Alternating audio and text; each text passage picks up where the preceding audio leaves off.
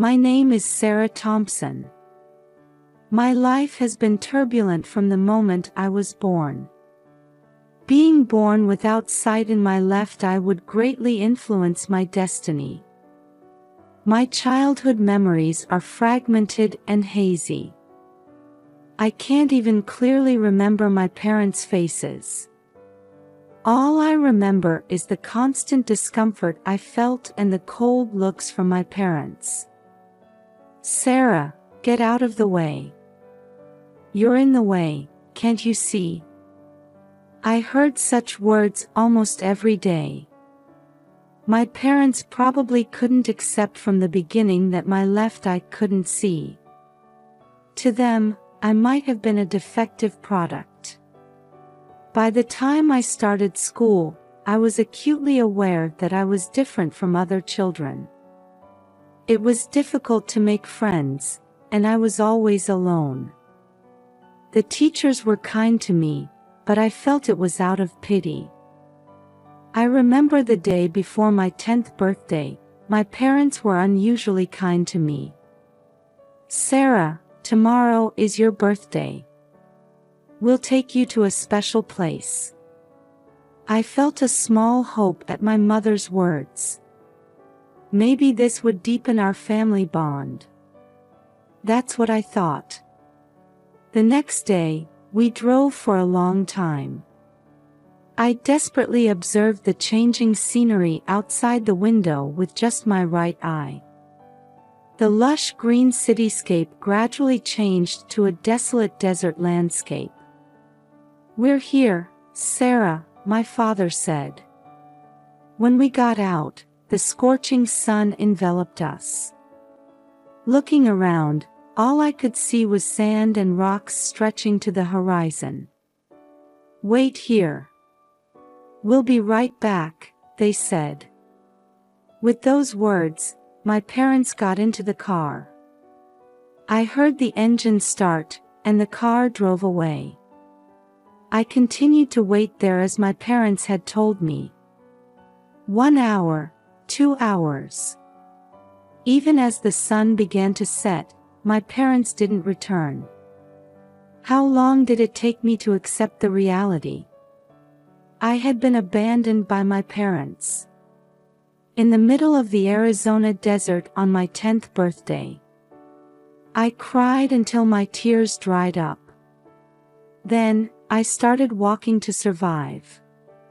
Not knowing where I was heading, I just kept walking desperately. My throat was parched, my feet were buried in the sand, and my whole body ached from sunburn. Night fell, and the cold seeped into my bones. The starry sky was beautiful, but I had no leisure to enjoy its beauty. I laid my exhausted body on the cold sand. Someone, help me. I mumbled in a hoarse voice as I lost consciousness. When I opened my eyes, I was on a soft bed. An unfamiliar pattern on the ceiling. The smell of disinfectant tickling my nose. I quickly realized this was a hospital. "Oh, you're awake," said a kind voice. I turned to see a woman in a white coat standing there. "I'm Mary Wilson. I'm the wife of the pastor who found you." Mary gently held my hand. Tears involuntarily fell at her warmth. "It's okay, you're safe now." At Mary's words, I finally let out a sigh of relief. But the next moment, fear struck me. The police. My parents. My voice was trembling. Mary let out a deep sigh. "We've contacted the police. We reported it as soon as we found you. As for your parents, they haven't been found yet." At that moment, the door to the hospital room opened, and 2 police officers entered. "Hello, Sarah. How are you feeling?" A kind-looking female officer spoke to me. I nodded slightly. We have some questions about your parents. Could you tell us what you remember, as much as you're comfortable with? The male officer said. With a trembling voice, I told the officers everything I could remember. Being taken to the desert, my parents leaving, being left alone. After I finished talking, the female officer gently placed her hand on my shoulder. You did well, Sarah. You're brave. Don't worry, we'll find your parents. After the officers left, Mary hugged me. It's okay, Sarah. We'll protect you from now on. A few days later, I was discharged from the hospital. My parents still hadn't been found. The police were continuing their investigation, but there seemed to be few leads. The Wilsons, in cooperation with Child Protective Services, decided to take me in temporarily. Sarah, this is your home from now on, Pastor John said. His voice was full of love. At first, I was confused by the unfamiliar environment. But the Wilsons' love was real. They never made an issue of my left eye not being able to see. Sarah, your eye is special. It's a gift from God, Mary would often say to encourage me. At school, with the Wilsons' support, I gradually made friends. The teachers were also careful to accommodate my disability while providing thorough instruction. Sarah, you have wonderful talent, my English teacher praised me. I was truly happy when I heard that. I loved reading and immersed myself in the world of literature. When I entered high school, I became passionate about student council activities. Using my own experiences, I launched support programs for students with disabilities. Sarah, your actions are inspiring many people, Pastor John proudly watched over my activities. As the time for college approached, the Wilsons fully supported my dreams. Sarah, your future is bright. Whatever path you choose, we'll support you, Mary's words filled me with deep gratitude. Looking back, 8 years had passed since that incident in the desert. My anger and sadness towards my parents had gradually faded. Instead, my feelings of gratitude towards the Wilsons had grown. Dad, Mom, thank you. I started calling them that. They were more than real parents to me. I decided to major in political science in college. I wanted to have the power to change society. That's what I thought. Sarah, I'm sure you'll be able to help many people. Pastor John's words made me nod strongly. I was filled with a mix of excitement and anxiety about the new life that was about to begin. But with the Wilsons as my strong allies, I felt I could overcome any difficulty. My life had only just begun. I'm excited just imagining what adventures await me. On my college graduation day, the Wilsons embraced me with proud expressions.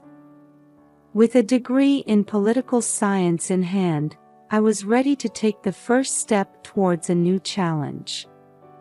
Sarah, your determination is firm, Mary smiled gently at me. I nodded. Yes. There are so many things I need to change. Pastor John placed his hand on my shoulder and encouraged me, God will guide you. And will always be on your side. Right after graduation, I decided to run for the Phoenix City Council. The election campaign was tougher than I had imagined. There were voices pointing out my youth and lack of experience, but I overcame them with my inherent tenacity. "Sarah Thompson will bring a new wind to this city," one of my supporters said. When I heard that, my heart swelled. I could feel that my message was gradually reaching people's hearts.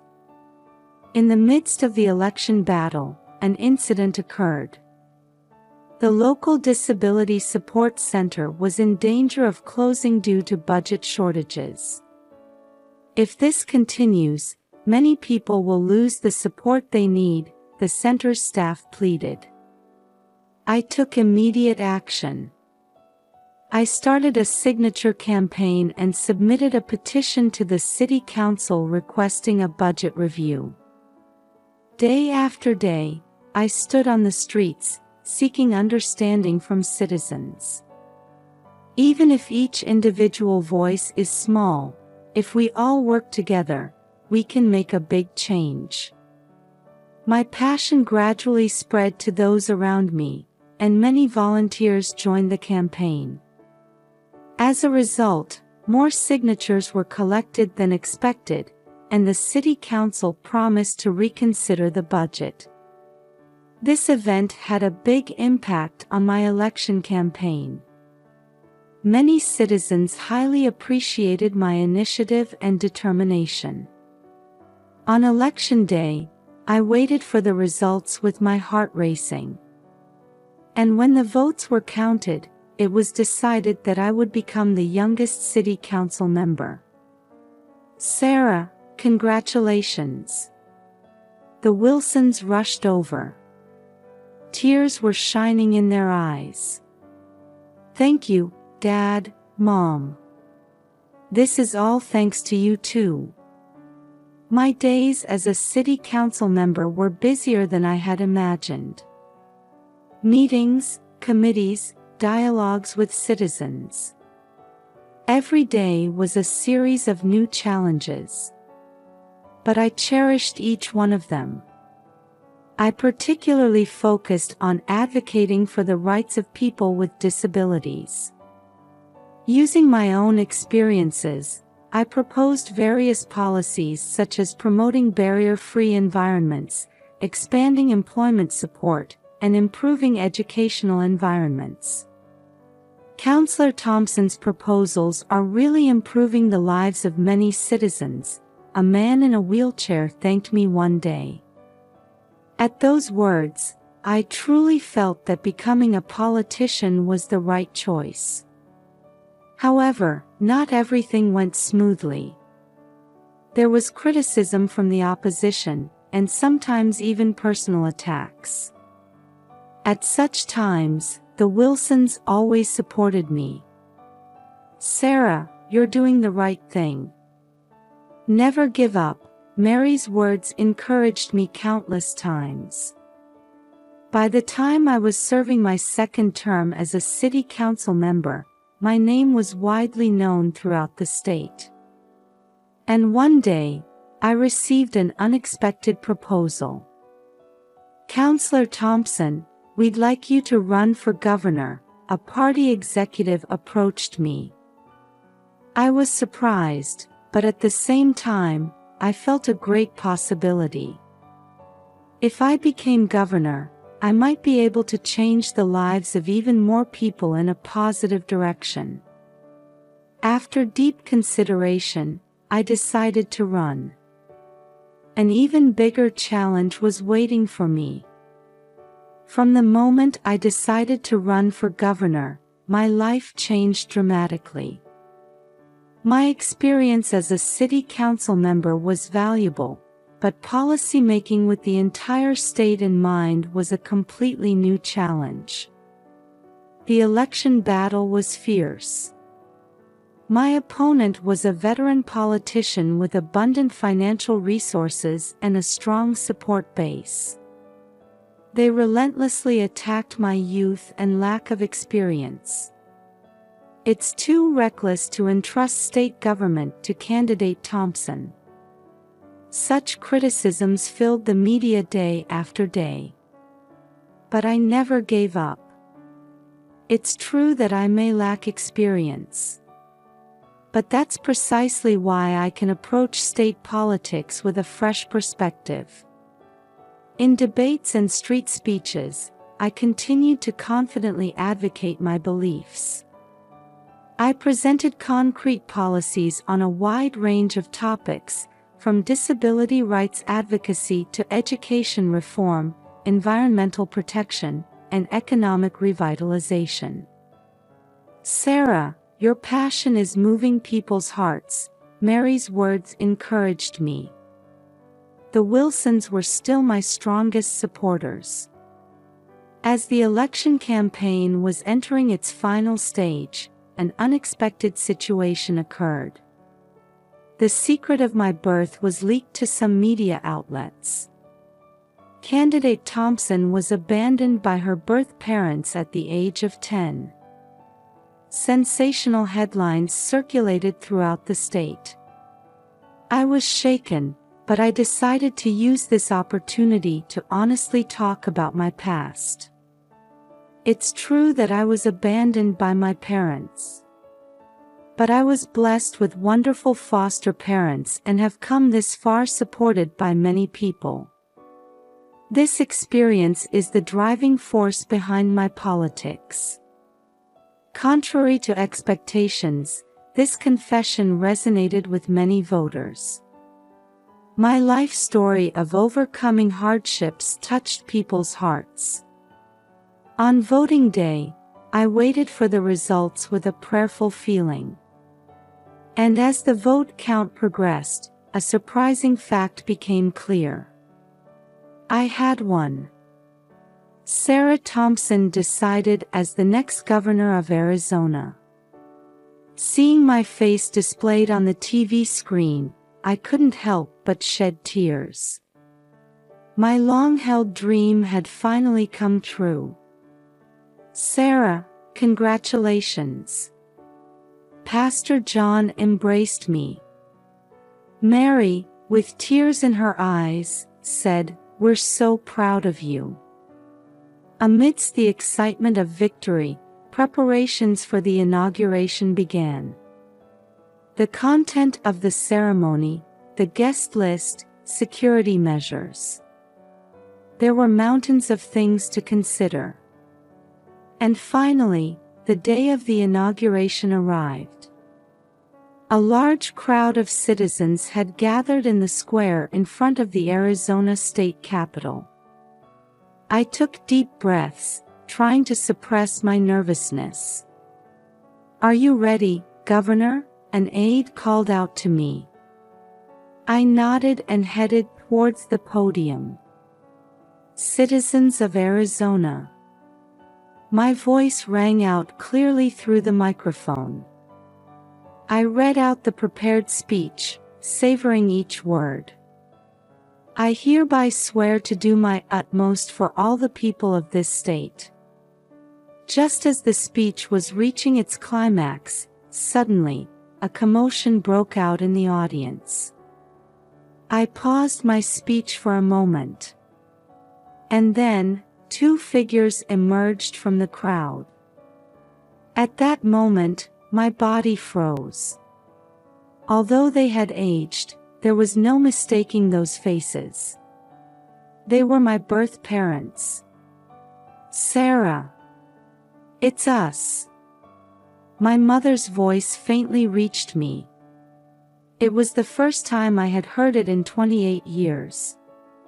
My father stood silently, but his eyes were fixed on me. The venue was in an uproar. Security personnel were trying to approach my parents. My mind went blank. I couldn't think of how to respond. At that moment, my eyes met with the Wilsons, who were sitting in the front row of the audience. They nodded quietly at me. That gesture brought me back to my senses. Taking a deep breath, I turned back to the microphone. I apologize for the interruption. Let me continue my speech. My voice might have been shaking a little, but it never broke. My life has not been an easy one. However, all of those experiences have shaped who I am today. From now on, no matter what difficulties may arise, I intend to face them head-on, never running away. The venue was dead silent. I glanced in the direction of my parents. They were looking at me with complex expressions. Finishing my speech, I bowed deeply. A big round of applause erupted, enveloping my ears.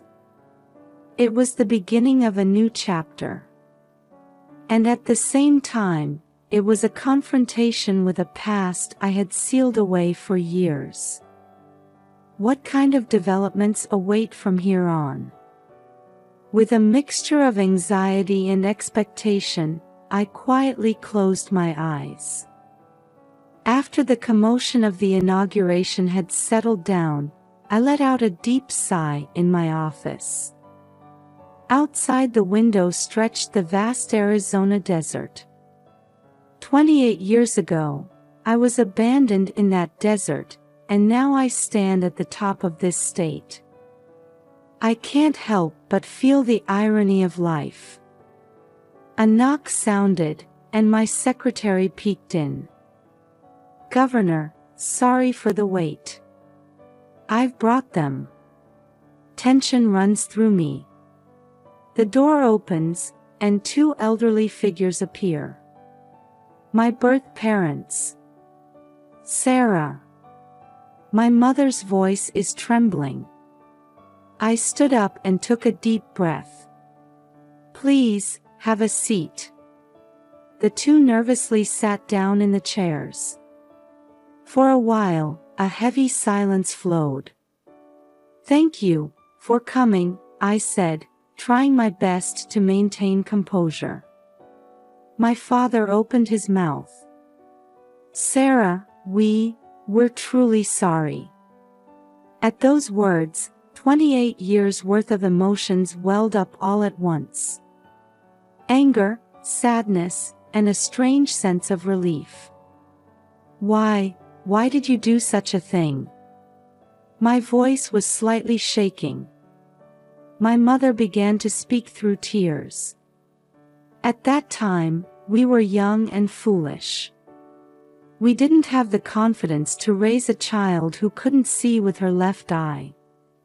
But that's no excuse. My father continued, "We regretted it every day. But we were too ashamed to have the courage to contact you." And before we knew it, so many years had passed. I listened to their story in silence. Complex emotions were swirling inside me. "We're proud of your success," my mother said. At those words, I couldn't help but give a bitter smile. Even though I wasn't your daughter for 28 years. The two hung their heads. Then, my father said in a small voice, "Actually, we need your help." I furrowed my brow. "What do you mean?" My father hesitantly began to speak. "For the past few years, we've had a series of business failures. We've accumulated a large debt." "Debt?" I couldn't hide my surprise. My mother continued, "We've lost our house and car. We're currently staying at a friend's place." I was at a loss for words. The two people before me no longer appeared as the cold-hearted parents who had abandoned me, but as a pitiful elderly couple who had been defeated by life. "How much debt?" I asked, regaining my composure. My father answered, "About $500,000. I gasped at that amount. It's certainly not a small sum. Why, me? I quietly asked. My mother answered through tears, when we heard you became governor, we thought it was our last hope. I fell into deep thought. How should I handle this situation? It's not just a matter of money. 28 years of emotions, responsibility, ethics, various factors are intertwined. Give me some time, I finally spoke. I can't answer right away. The two nodded slightly. Thank you for listening to us, my father said. After the two left the room, I stood by the window, gazing into the distance. The desert landscape evokes memories from 28 years ago. This unexpected reunion and my parents' dire straits. How should I respond, not as a governor, but as a human being? The answer hasn't yet been found. Several days have passed since the shocking reunion with my parents. I was looking out at the Phoenix skyline from my office window. From the desert where I was abandoned to the heart of this big city. I can't help but feel the irony of life. Sarah, are you all right?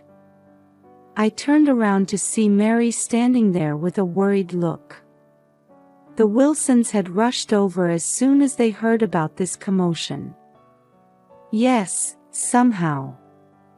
I returned a smile, but complex emotions were swirling inside me. Pastor John quietly said, Sarah, whatever you decide, we're on your side. Those words made my heart swell. For 28 years, these two had been my real parents. Love, education, and life guidance.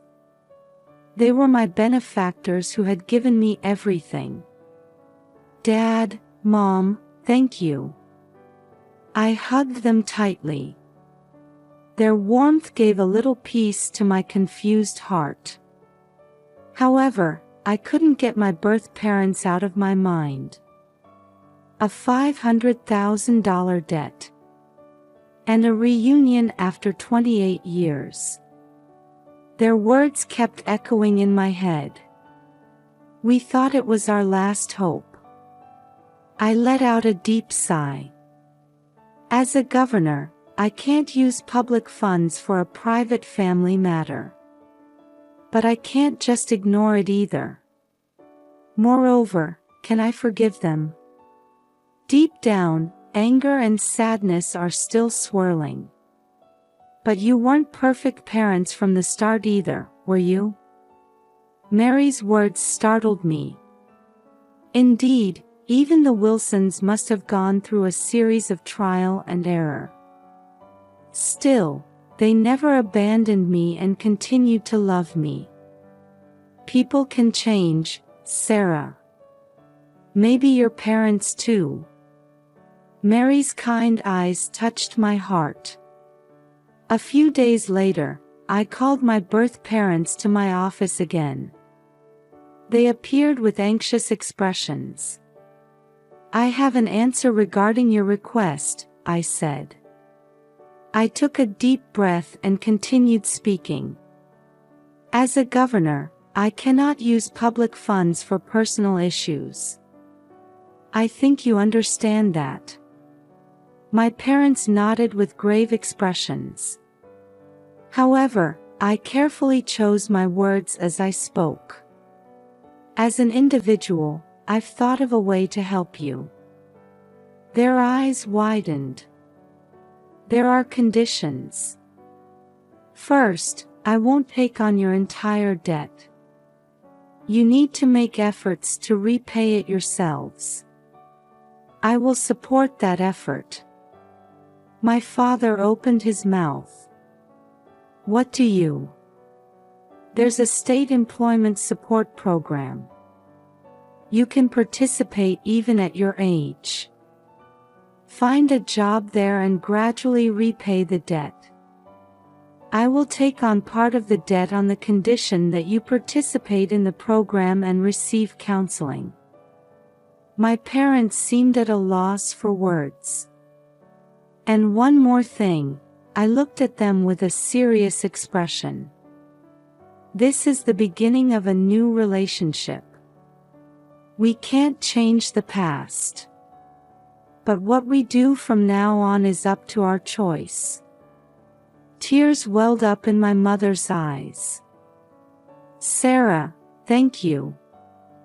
We won't betray your trust," my father swore firmly. I nodded quietly. "I don't know if this is the right decision yet. But people can change." I decided to believe that. As I watched my parents leave the room, I whispered in my heart, "Dad, Mom." It was a word of gratitude to the Wilsons. They were the ones who gave me the courage to make this decision. Outside the window, the strong Arizona sunlight was illuminating the desert, as if heralding the beginning of a new chapter.